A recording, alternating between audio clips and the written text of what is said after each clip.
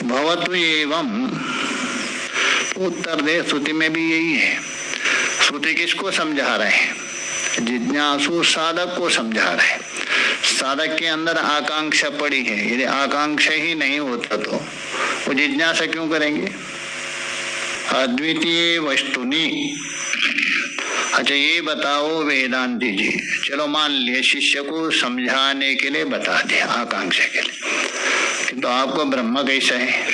अद्वितीय है ना, वो कोई काल से बंधा है क्या? यदि काल से बंधा है वो अद्वैत नहीं होगा, कालातीत है, वो काल से परे है। तो ऐसा जो अद्वितीय ब्रह्म में, ये बोला अद्वितीय वस्तु ने बोल तो अद्वितीय ब्रह्मणि भूतकाल भावात, उसमें भूतकाल कहाँ से बनेगा? आपने क्या है? सदैव सौम्या इदम अग्रे आसीत, आसीत प्रयोग कर रहे हैं ना, ये क्या है? भूतकाल का बता रहे नहीं, उसमें भूतकाल कहाँ से आएगा? कोई भी काल नहीं है, किंतु भूतकाल तो है ही नहीं, भूतकाल भी नहीं उसमें। भूतकाल किसको कहते हैं? जो बीत गया उसको भूतकाल। इसका मतलब आपका ब्रह्म बीत गया क्या? जो वर्तमान रहा कर वो जो समाप्त हो जाता है, बीत जाता है, उसको भूतकाल कहते हैं, इसलिए भूतपूर्व बोलते हैं ना। तो इसका आपका ब्रह्म भी भूतपूर्व हो गए। ब्रह्म में भूतकाल कहाँ से आएगा? यदि भूतकाल आ रहे वो अद्वैत नहीं है, यदि अद्वैत है उसमें भूतत्व नहीं होना चाहिए। आशित प्रयोग कर रहे हैं ना, अग्रे आशित, तो ये बता रहे हैं भूतकाल अभावात। क्यों अग्रे आशित प्रयोग कर रहे हैं ना? ये किसका वाचक है? भूतकाल का वाचक। ये नहीं होना चाहिए। इसका मतलब पहले ब्रह्म में भूतकाल भी आ गया। इति उक्तिर अनुपन्ना, ये उक्ति ब्रह्म में ठीक नहीं है, क्योंकि आपका अद्वितीय तत्व है ना। तो अद्वितीय बोल तो सदा रहेगा ही, पहले था, ये प्रयोग क्यों कर रहे हैं? तो अनुपन्ना इति आशंका, आहा, ऐसा आशंका करके उत्तर दे रहे। देखिए, अरे किसको समझा रहे? थोड़ा समझो।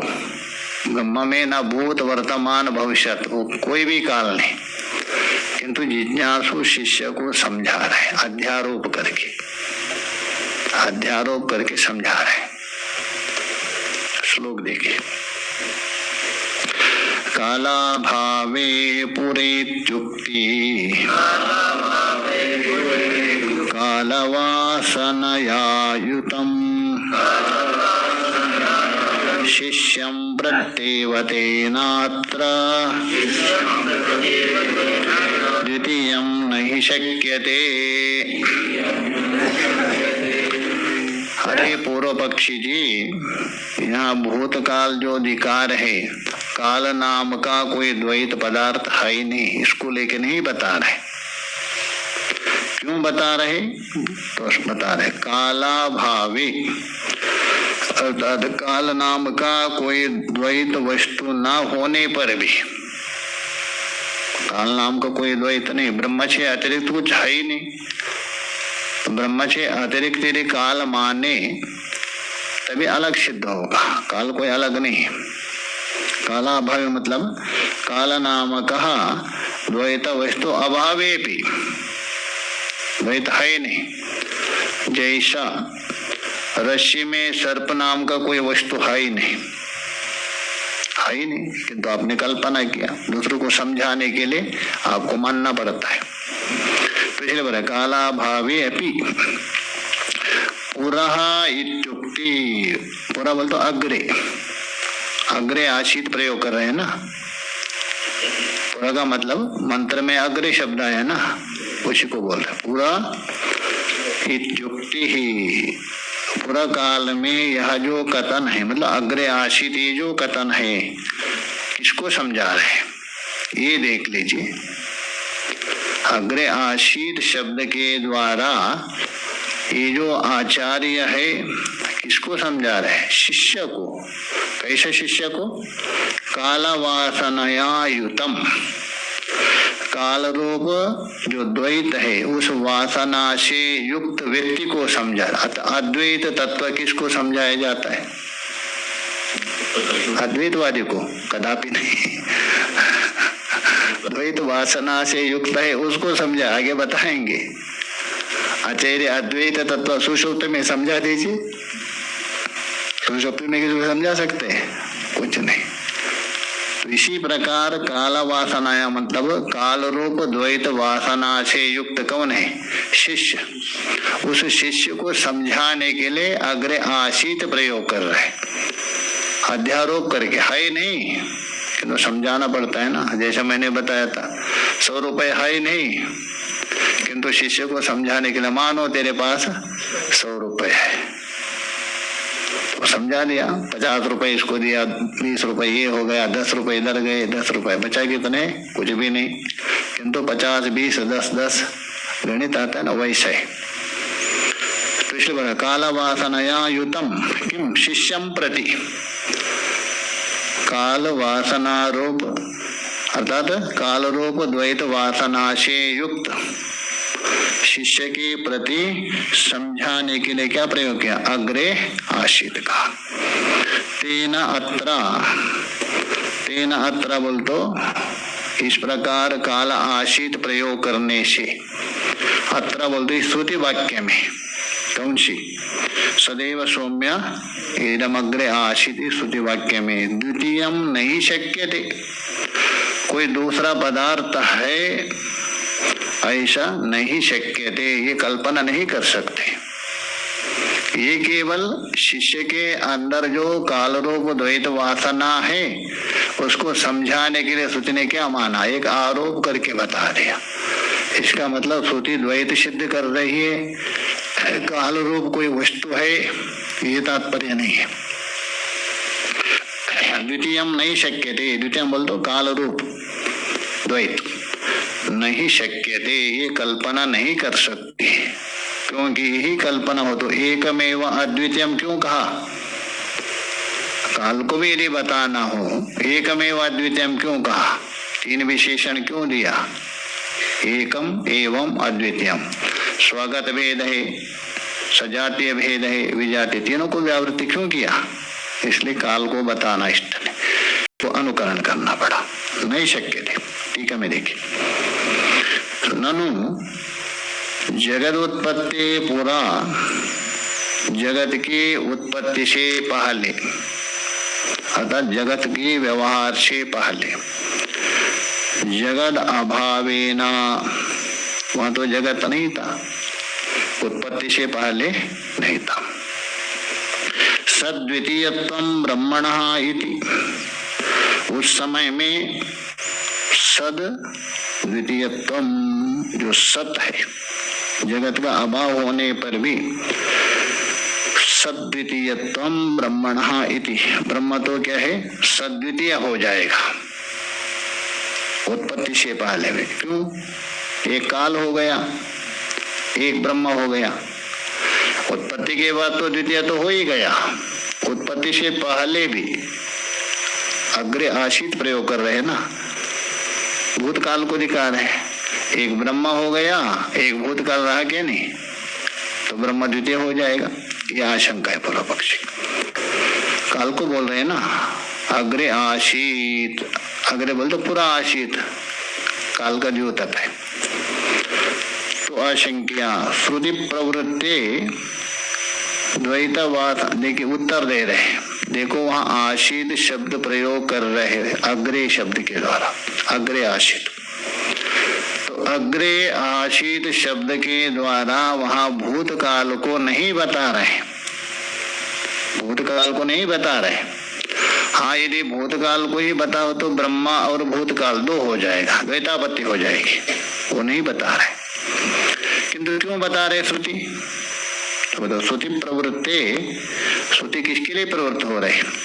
द्वैत वासना विष्ट, काल रूप जगत रूप द्वैत वासना से युक्त, जगत की वासना पड़ी है ना द्वैत में, ऐसा युक्त कौन?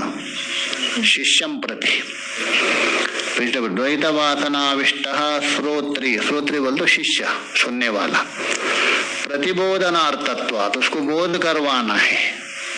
किसका बोध करो? एकमेवा अद्वितीय का बोध करना। इसलिए श्रुति क्या है? काल ना होने पर भी काल का आरोप किया।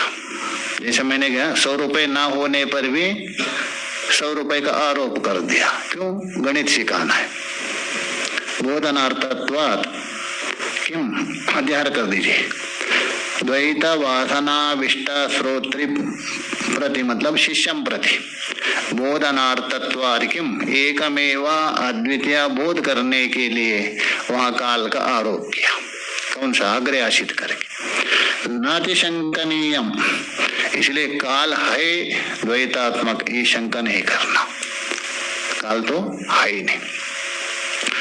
तो पूर्व पक्षी दोबारा कहेंगे, अच्छा ये जो द्वैतात्मक वासना है उसमें ही बोध करवाया जाता है, यही सिद्ध है ना। द्वैत वासना से युक्त शिष्य को बोध करवाने के लिए आरोपित किया।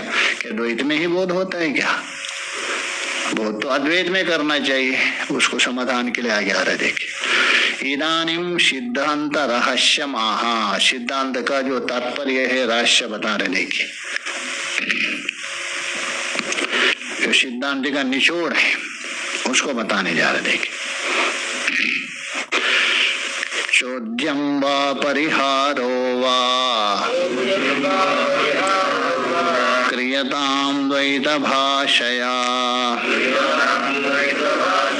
अद्वैत भाषया चोद्यम नास्ति नापि तदुत्तरम्। ऊपर जो 38वें श्लोक में बताया था ना, सिद्धांत ने क्या कहा? काल वासना युतम शिष्यम प्रति, काल का मतलब द्वैत वासना, द्वैत वासना से युक्त शिष्य के प्रति बोध करवाने के लिए श्रुति ने एक तरीका अपनाया। तो आपने कहा क्या द्वैत में ही बोध करवाया जाता है क्या? द्वैत में बोध करें तो अद्वैत कैसा होगा? अद्वैत का बोध करवाना है ना, द्वैत में कैसा करेंगे? तो उसको बता रहे जहां भी बोध करवाने के लिए आपको द्वैत में ही आना पड़ेगा। अच्छा, बद्रीनाथ का वर्णन, चलो आजकल छोड़ दीजिए, मोबाइल है, बद्रीनाथ है, आपने गए तो वहाँ बढ़िया देखा है। एक तो हरिद्वार में अथवा अन्य मुंबई में रह रहे, और उसको समझाने के लिए आपको वहां आना पड़ेगा ना। लेकिन आजकल तो मोबाइल है क्यों बोल के, ऐसा नहीं, तो वहां आना पड़ेगा। वैसे ही अद्वैत को समझाना यदि हो, आपको द्वैत में ही समझाना पड़ेगा। द्वैत में भी कहा? जागृत अवस्था में, ये भी विशेष है, सर्वत्र नहीं है, स्वप्न में नहीं समझा सकते हैं, जागृत में ही। इसलिए जागृत की बहुत महत्ता है। जागृत अवस्था है उसकी महत्ता इसीलिए है। जागृत में कोई व्यवहार करना कमाने के लिए, जागृत में आप जागृत हो सकते हैं।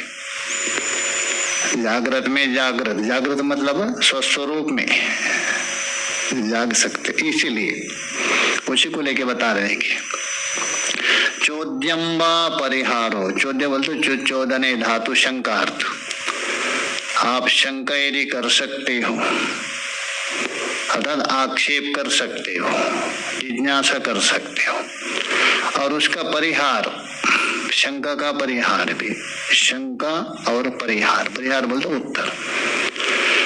द्वैत भाषया क्रियताम, ये तो द्वैत भाषा बोल दो, द्वैत अवस्था में यही होती। शंका समाधान कहाँ होती है? द्वैत में ही। सुषुप्ति में ना कोई शंका है ना कोई समाधान है, कोई शंका नहीं हो ना कोई समाधान नहीं। जितने भी आपके मन में जो शंका उत्पन्न होती है और शंका का समाधान खोजते हैं और शंका का समाधान होता है, ये द्वैत में ही। इसलिए द्वैत भाषया क्रियताम, किम क्रियताम? चोद्यम परिहारम, शंका और समाधान। द्वैत भाष्य बोल दो, द्वैत अवस्था में, वो भी जागृत में लेना। अद्वैत भाषयः, अद्वैत अवस्था में चोद्यम नास्ति, क्योंकि वहां शंका नहीं। अद्वैत में जाके यदि शंका, वो अद्वैत कैसा रहेगा? अद्वैत में जाने के बाद यदि शंका, वो अद्वैत नहीं है, शब्दता मात्र अद्वैत है। सुषुप्ति में जाके यदि आपको ज्ञान हो रहा है, इसका मतलब आप सुषुप्ति में गए नहीं है। समाधि में यदि गए हैं आप, जगत का ज्ञान हो रहा है, इसका मतलब समाधि में गए नहीं आप। तो इसलिए अद्वैत भाषया किम चोद्यम नास्ति, अतः शंका नहीं है। नापि तद उत्तरम, ना वहां उत्तर है, बस वहां मौन है आपका, मौनम वाक्यम, न शंका है, समाधान है। इसलिए ये जो द्वैत वासना से युक्त शिष्य को समझाने के लिए अग्रे आशीत आरोप किया द्वैत में, अद्वैत की ओर ले जाने के लिए। क्यों अद्वैत की ओर जाने के लिए आपको द्वैत का आश्रय करना पड़ेगा, उसके बिना संभव नहीं है, इसलिए समझा दे। ठीक है, मैं देखिए, व्यवहार दशायाम चोद्यादि कर्तव्यम, जो व्यवहार दशा में ही शंकादि कर्तव्यम, शंकादि उसमें होता है। परमार्थतस्तु, पारमार्थिक दृष्टि से अद्वैतमेव तत्वम, पारमार्थिक अद्वैत तत्व है, न वहां शंका है न समाधान है। आप ही आप, शंका समाधान होता है आपसे भिन्न यदि कोई प्रतीति हो रहे तभी। सुषुप्ति में आपसे भिन्न है, अज्ञान बड़ा है, तो भी वहीं शंका समाधान नहीं हो रहे आपको। जो अज्ञान भी जहाँ निवृत्त हो गया, आप ही आप रहे, मैं हूँ, वहां शंका समाधान कहाँ से होगा? इसलिए जितने भी शंका समाधान ये द्वैत में है। परमार्थतस्तु अद्वैतमेव तत्वम, पारमार्थिक है, एकमेव अद्वितीय है हमारा सिद्धांत, इसलिए श्रुति को भी यही इष्ट है। किंतु द्वैत वासना युक्त शिष्य को समझाने के लिए एक तरीका अपनाया, समझाना पड़ता है ना, ये न कि न प्रकारेण, श्रुति को आरोप करके अग्रे आशीत कहा गया। इसका मतलब काल पहले था, ये नहीं, ये समझो करके। तो आगे हम लोग, कल तो प्रतिपदा है, आज होली है, ठीक है, परसों विचार करें। ओम पूर्णमदः पूर्णमिदं पूर्णात् पूर्णमुदच्यते पूर्णस्य पूर्णमादाय पूर्णमेवावशिष्यते। ओम शांति शांति शांति।